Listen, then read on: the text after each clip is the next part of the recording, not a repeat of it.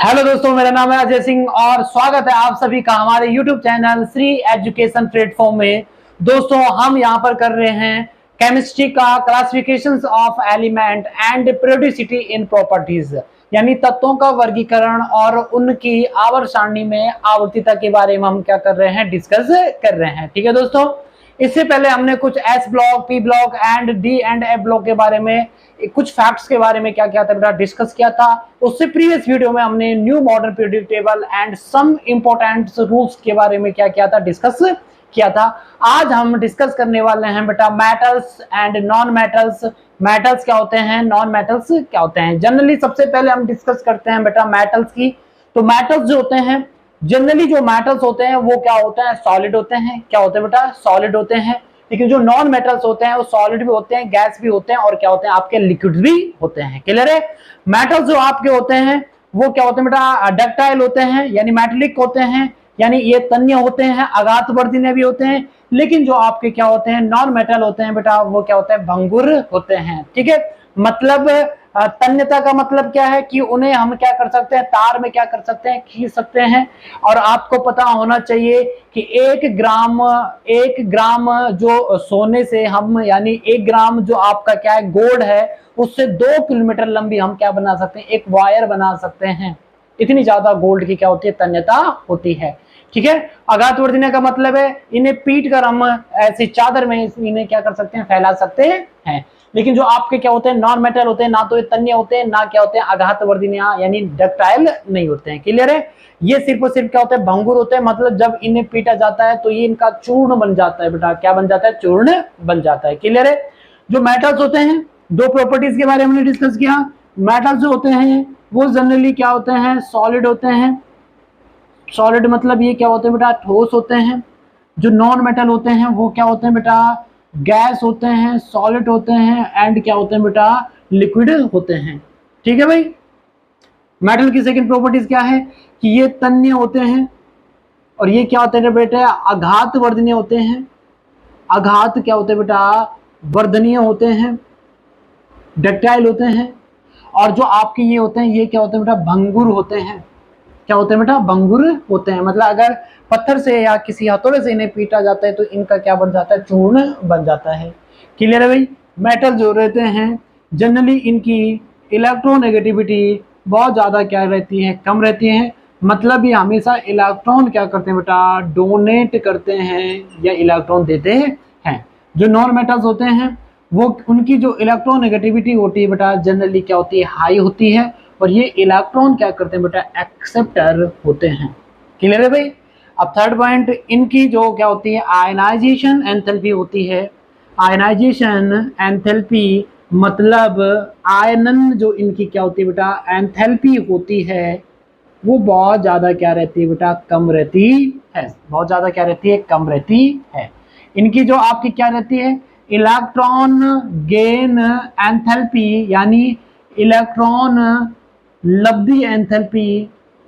इनकी जो इलेक्ट्रॉन लब्धि क्या रहती है, एंथैल्पी रहती है। एंथैल्पी मतलब जो ऊष्मा रहती है वो बहुत ज्यादा क्या रहती है, कम रहती है। क्लियर है भाई। मेटल्स के केस में और नॉन मेटल्स के केस में है। जनरली हमारे पास पीरियोडिक टेबल में 78% हमारे पास क्या है, मेटल्स हैं बेटा। और कौन से ब्लॉक, एस ब्लॉक में मेटल है, डी ब्लॉक में मेटल है, पी ब्लॉक में मेटल्स है एंड एफ ब्लॉक में क्या है, मेटल्स है। और एफ एंड डी ब्लॉक में टोटली हमारे पास क्या प्रेजेंट है बेटा, टोटली हमारे पास क्या है, मेटल क्या है, प्रेजेंट है। एस ब्लॉक में भी जनरली मेटल प्रेजेंट है, लेकिन हाइड्रोजन एक तरीके का वहां पे एजम्पशन, यानी आपका क्या हो गया बेटा, अपवाद हो गया है। क्लियर है भाई। पी ब्लॉक में मेटल के साथ साथ नॉन मेटल, मतलब धातु के साथ अधातु भी प्रेजेंट रहती है। ठीक है भाई। अच्छा, अब इसके बाद क्या होता है बेटा, जनरली पीरियोडिक टेबल में मेटल्स को दाईं तरफ रखा गया है। पीरियोडिक टेबल के कहां रखा गया, दाईं तरफ रखा गया है। नॉन मेटल्स को कहां रखा है, बाईं तरफ रखा गया है। बीच में एक जिगजैग लाइन बनती है। जिगजैग लाइन जो बनती है बेटा, इस टाइप की एक लाइन बनती है। वो लाइन जो बनती है बेटा, वो लाइन बनती है बेटा मेटेलोइड्स की, यानी उपधातुओं की। उपधातुओं की एक क्या बनती है बेटा, लाइंस बनती है, जिगजैग लाइंस बनती है। और उपधातु में जैसे हमारे पास क्या रहता है बेटा, सिलिकॉन, जर्मेनियम, एंटीमनी, आर्सेनिक, टेरुलियम, ये हमारे पास क्या रहते हैं, एलिमेंट्स रहते हैं, जो किसकी तरह रिएक्ट करते हैं बेटा, उपधातु की यानी मेटल्स की तरह क्या रिएक्ट करते हैं, रिएक्ट करते हैं। मतलब इनमें कुछ कैरेक्टर मेटल्स के भी रहते हैं और नॉन मेटल्स के भी इनमें क्या पाए जाते हैं, कैरेक्टर यानी लक्षण पाए जाते हैं। क्लियर है भाई? अच्छा सर, एक और चीज, जो ये आपकी जिगजैग लाइन है यानी मेटलॉइड्स पीरियोडिक टेबल को दो पार्ट्स में क्या कर देते हैं, डिवाइड कर देते हैं। एक तरफ आ जाते हैं मेटल्स और एक तरफ आपके क्या आ जाते हैं, नॉन मेटल्स आ जाते हैं। क्लियर है भाई? चलो अब हमारे क्या हो गए, metalloid and metals and non metal हमारा क्या हो गया है, कंप्लीट हो गया है। अब इसके बाद हम जो डिस्कस करने वाले हैं बेटा, metals, non metals and metalloids के बाद जो हम डिस्कस करने वाले हैं periodic trends in properties of elements, या तत्वों के गुणधर्मों में आवर्तिता। तत्वों के गुणधर्मों में आवर्तिता जनरली अगर हम ग्रुप्स की बात करते हैं, टॉप टू बॉटम की बात करते हैं, तो जो एलिमेंट्स हैं उनके कैरेक्टर यानी गुणों में कुछ क्या आ जाते हैं बेटा, चेंजेस आ जाते हैं। कुछ वो सिमिलरिटी रखते हैं और कुछ वो एक दूसरे के साथ क्या रखते हैं, असमानता, और कुछ क्या रखते हैं, समानता रखते हैं। क्लियर है? और अगर हम पीरियड्स यानी सीरीज की बात करते हैं, लेफ्ट टू राइट की जाने की बात करते हैं, तो वहां पर भी कुछ एलिमेंट्स खुद के साथ यानी कुछ एलिमेंट्स के साथ क्या रखते हैं, समानता रखते हैं, तो कुछ क्या रखते हैं, असमानता रखते हैं। क्लियर है? तो सबसे पहले हम पीरियोडिक ट्रेंड्स में करने वाले हैं बेटा, सबसे पहले हम करेंगे एटॉमिक रेडियस। क्या करेंगे बेटा? Atomic radius. सबसे पहले हम क्या करेंगे बेटा, एटॉमिक रेडियस। और एटॉमिक रेडियस जो है वो सबसे पहले हमें ये ध्यान होना चाहिए, ये फिजिकल प्रॉपर्टीज में आता है बेटा। किस में आता है? Physical properties of element, physical properties of elements. तो सबसे पहले हमारे पास क्या आ जाता है बेटा, एटॉमिक क्या आ जाता है, रेडियस आ जाता है। अब जनरली जान लेते हैं सर कि एटॉमिक रेडियस क्या होता है। एटॉमिक रेडियस क्या होता है? देखो बेटा, हमें पता है कि सेंटर में कौन होता है बेटा, सेंटर में कौन होता है, न्यूक्लियस होता है।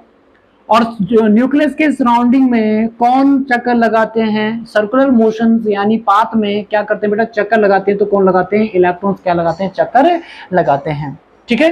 तो एटॉमिक रेडियस बोल दूं या परमाणु त्रिज्या बोल दूं, तो परमाणु त्रिज्या क्या होती है बेटा, नाभिक और अंतिम इलेक्ट्रॉन के बीच की जो डिस्टेंस है बेटा, उसी को हम क्या कहते हैं बेटा, एटॉमिक रेडियस, या इसी को कहा जाता है बेटा परमाणु, क्या कहा जाता है, परमाणु क्या कहा जाता है बेटा, त्रिज्या कहा जाता है। इसी को क्या कहा जाता है बेटा, परमाणु त्रिज्या कहा जाता है। क्लियर है? ध्यान से सुनना, एटॉमिक रेडियस क्या होती है? एटॉमिक रेडियस नाभिक तथा अंतिम इलेक्ट्रॉन के बीच की दूरी क्या है बेटा, नाभिक तथा अंतिम या संयोजी, अंतिम या संयोजी यानी वैलेंस इलेक्ट्रॉन के बीच की जो क्या है आपकी दूरी है, उसको हम क्या कहते हैं बेटा, एटॉमिक रेडियस कहते हैं। क्या कहते हैं? एटॉमिक रेडियस कहते हैं। क्लियर है? अब हमें पता है कि जिसकी जितनी ज्यादा क्या होगी बेटा, एटॉमिक रेडियस होगी सर, उसका साइज भी उतना ही क्या होता है बेटा, ज्यादा होता है। क्लियर है? मतलब जितनी ज्यादा एटॉमिक रेडियस उतना ज्यादा उसका क्या होगा बेटा, साइज होगा। क्लियर है भाई?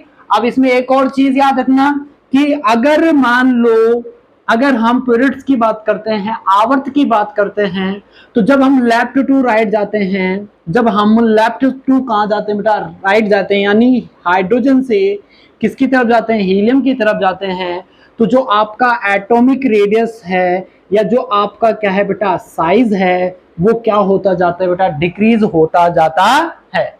क्लियर है? अच्छा, लेकिन जब हम सब सर ग्रुप्स में टॉप टू बॉटम आते हैं, मान लो हाइड्रोजन से कहाँ की ओर आते हैं, सीजियम की तरफ या एसआर की तरफ आते हैं, तो जो आपका क्या रहता है, एटॉमिक जो रेडियस रहता है, या जो आपकी क्या रहती है, एटम्स की क्या रहती है, साइज रहती है, वो क्या होती जाती है बेटा, इंक्रीज होती जाती है। कारण क्या है कि जब टॉप टू बॉटम आते हैं बेटा हम, तो कहीं ना कहीं नंबर ऑफ जो क्या होती है, सेल होती है, या जो आपके क्या होते हैं, कोष होते हैं, उनकी संख्या क्या होती जाती है, बढ़ती जाती है। ऊपर से नीचे जाने पर कोषों की संख्या क्या होती जाती है, बढ़ती जाती है। जैसे मैं बोलूं हाइड्रोजन के पास 1s1, लिथियम के बाद पास 1s2 एंड 2s1, फिर कौन आ जाता है, सोडियम के पास 1s2, 2s2, 2p6 and 3s1। तो देखो पहले हाइड्रोजन के पास एक सेल, लिथियम के पास कितनी सेल हो गई, 2 सेल, और सोडियम के पास कितनी हो गई, 3 सेल हो गई। तो हाइड्रोजन के पास बेटा एक ही सेल थी, लिथियम के पास कितनी सेल हो गई बेटा, 2 सेल हो गई, सोडियम के पास कितनी कोष हो गए, सेल कितने हो गए, 3 सेल हो गए।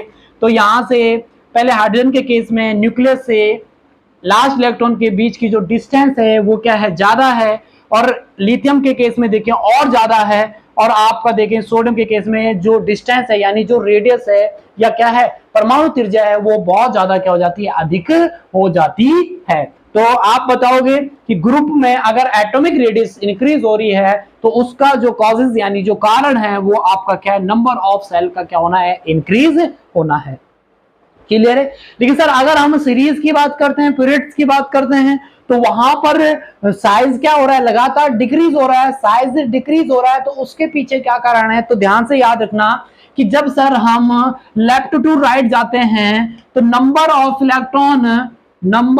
इलेक्ट्रॉन क्या होते जाते हैं, इंक्रीज होते जाते हैं।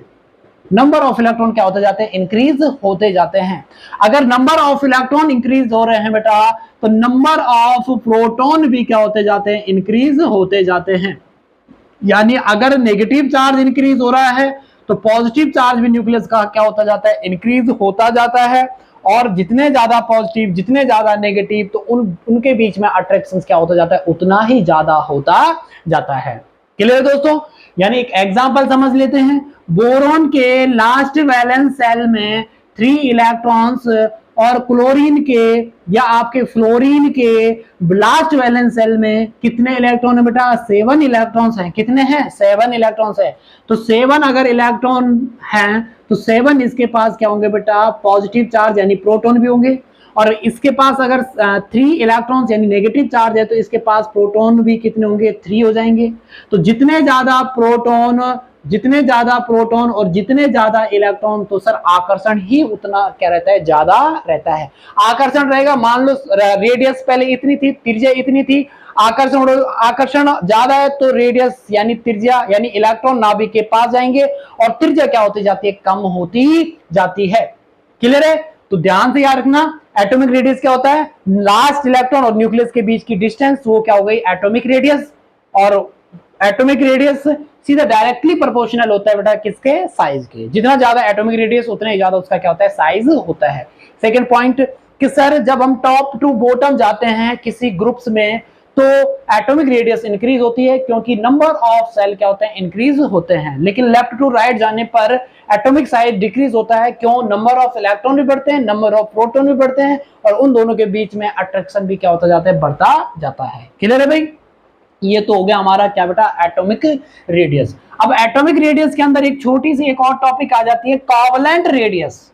कौन सी रेडियस आ जाती है बेटा, कोवेलेंट रेडियस आ जाती है, यानी सहसंयोजी त्रिज्या आ जाती है। कौन सी रेडियस आ जाती है, कोवेलेंट रेडियस। और कोवेलेंट रेडियस क्या होती है, ध्यान से सुनना, अगर कोई दो एटम कौन से बॉन्ड से जुड़ रखे हैं, कोवेलेंट बॉन्ड से जुड़ रखे हैं, तो उनमें कौन सी रेडियस पाई जाती है, उनमें पाई जाती है बेटा सहसंयोजी त्रिज्या या कोवेलेंट रेडियस। अब कोवेलेंट रेडियस क्या होती है, ध्यान से सुनना, एक एटम के नाभिक से दूसरे एटम के नाभिक यानी एक परमाणु के नाभिक से दूसरे परमाणु के नाभिक यानी न्यूक्लियस के बीच की टोटल डिस्टेंस जो है, टोटल डिस्टेंस का जो आधा है, टोटल डिस्टेंस का जो क्या है बेटा, हाफ है, उसी को हम क्या कहते हैं बेटा, उसी को हम कौन सी रेडियस कह लेते हैं, कोवेलेंट क्या बोल देते हैं, रेडियस बोल देते हैं। ध्यान सुनना, दो या आप लिख सकते हो किसी सहसंयोजी अणु के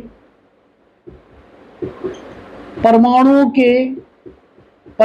के नाभिकों के बीच की आधा दूरी, बीच की आधी दूरी को क्या कहते हैं बेटा, कोवलेंट रेडियस कहते हैं।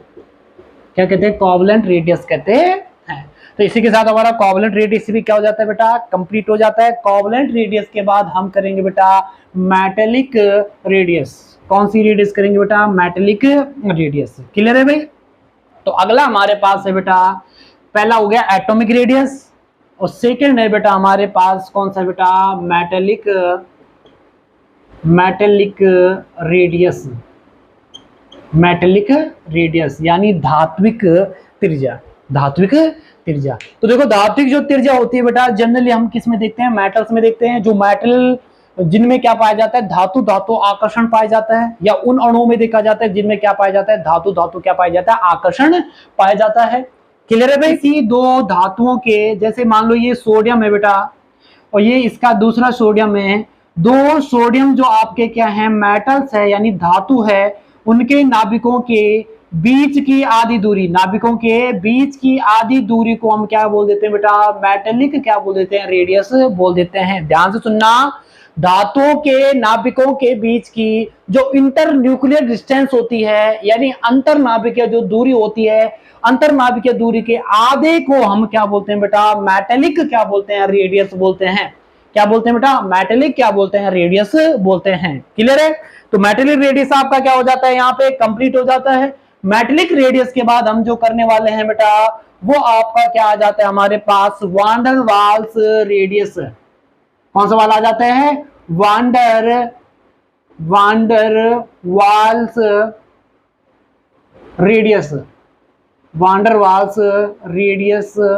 अब वांडर वाल्स रेडियस क्या होती है, ध्यान से सुनना। जनरली वांडर वाल्स जो रेडियस होती है हम वो देखते हैं गैसेस मॉलिक्यूल्स में। किस में देखते हैं बेटा, गैसेस मॉलिक्यूल्स में। मान लो दो गैसेस मॉलिक्यूल्स हैं, एक मॉलिक्यूल ये वाला है और एक मॉलिक्यूल क्या है सर, ये वाला है, और ये कहीं ना कहीं एक दूसरे से क्या हो रखे हैं, वांडर वाल्स फोर्सेस के द्वारा क्या हो रखे हैं बेटा, जुड़ रखे हैं। एक मॉलिक्यूल ये वाला और एक मॉलिक्यूल ये वाला। तो इस मॉलिक्यूल के किसी एटम से और दूसरे मॉलिक्यूल के एटम की आधी, बीच की आधी दूरी को यानी आधी डिस्टेंस को हम क्या बोल देते हैं बेटा, वांडर वाल्स क्या बोल देते हैं, रेडियस बोल देते हैं। यानी किन्हीं दो गैसीय अणु के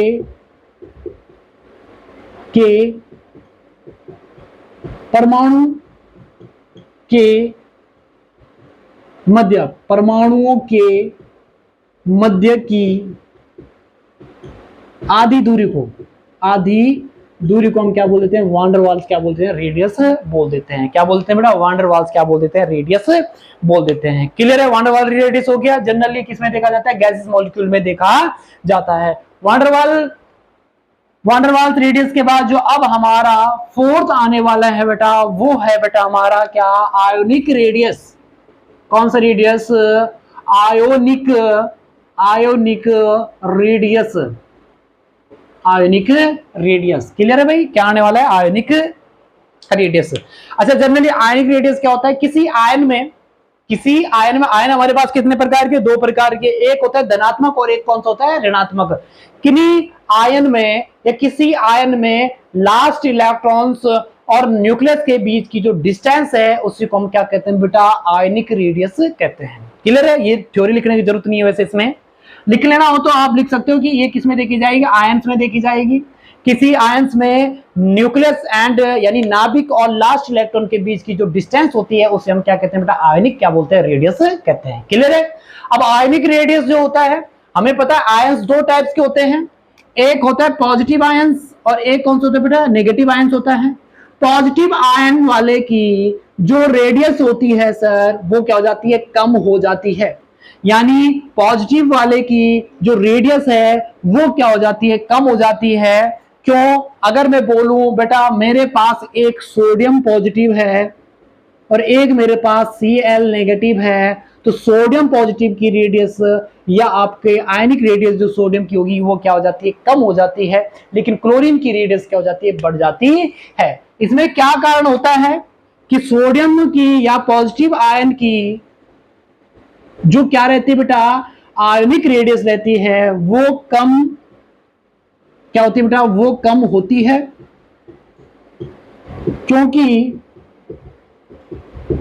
क्योंकि इलेक्ट्रॉन की कमी होने पर इलेक्ट्रॉन या नेगेटिव आवेश क्या हो जाता है, कम हो जाता है, जबकि पॉजिटिव आवेश, पॉजिटिव मतलब प्रोटॉन, पॉजिटिव आवेश क्या होता जाता है, बढ़ता है, क्या होता है, बढ़ता है, जिसके कारण इलेक्ट्रॉन तथा प्रोटॉन या नाभिक लिख सकते हो के मध्य क्या बढ़ जाता है बेटा, आकर्षण क्या हो जाता है, बढ़ जाता है, आकर्षण क्या हो जाता है, बढ़ जाता है। क्लियर है, आकर्षण क्या हो जाता है, बढ़ जाता है, आकर्षण बढ़ता है, क्योंकि कहीं ना कहीं सोडियम पे पॉजिटिव चार्ज कब आया, जब सोडियम ने अपना एक इलेक्ट्रॉन दे दिया तो नेगेटिव चार्ज यानी इलेक्ट्रॉन्स कम हो गए, तो बड़े कौन से, प्रोटॉन बढ़े, मतलब प्रोटॉन और इलेक्ट्रॉन के बीच में अट्रैक्शन क्या हो जाता है, बहुत ज्यादा क्या हो जाता है, बढ़ जाता है। अट्रैक्शन यानी आकर्षण बढ़ता है तो आकार क्या हो जाता है, कम हो जाता है। क्लियर है, लिख लिया होगा आपने, ठीक है। अब नेक्स्ट बात करते हैं नेगेटिव वाले के केस में। नेगेटिव वाले में त्रिज्या इसकी क्या रहती है, ज्यादा रहती है, क्योंकि इलेक्ट्रॉन क्या होते हैं, बढ़ते हैं, इलेक्ट्रॉन बढ़ने के कारण इलेक्ट्रॉन तथा इलेक्ट्रॉन के मध्य क्या हो जाता है बेटा, प्रतिकर्षण क्या हो जाता है बेटा, प्रतिकर्षण क्या हो जाता है, बढ़ जाता है, प्रतिकर्षण क्या हो जाता है, बढ़ जाता है। प्रतिकर्षण बढ़ेगा मतलब पॉइंट ये है कि मान लो पहले इसके पास मान लो 3 इलेक्ट्रॉन थे, अब मान लो इसके पास 4 इलेक्ट्रॉन आ गए, तो इलेक्ट्रॉन बढ़ रहे हैं, तो इलेक्ट्रॉन और इलेक्ट्रॉन के बीच में क्या नहीं बढ़ेगा, आकर्षण नहीं बढ़ेगा, बल्कि इनके मध्य में क्या बढ़ जाता है, प्रतिकर्षण बढ़ जाता है। और कहीं ना कहीं प्रोटॉन तो सेम है, पहले प्रोटॉन मान लो 3 थे, अभी भी प्रोटॉन 3 ही रहेंगे, तो इसका मतलब प्रोटॉन तो 3 ही रहे, लेकिन इलेक्ट्रॉन यानी नेगेटिव चार्ज बढ़ा तो कहीं ना कहीं इनके बीच का क्या बढ़ता जाता है, प्रतिकर्षण बढ़ेगा और आकर्षण क्या होता जाता है, कम होता जाता है। ठीक है भाई।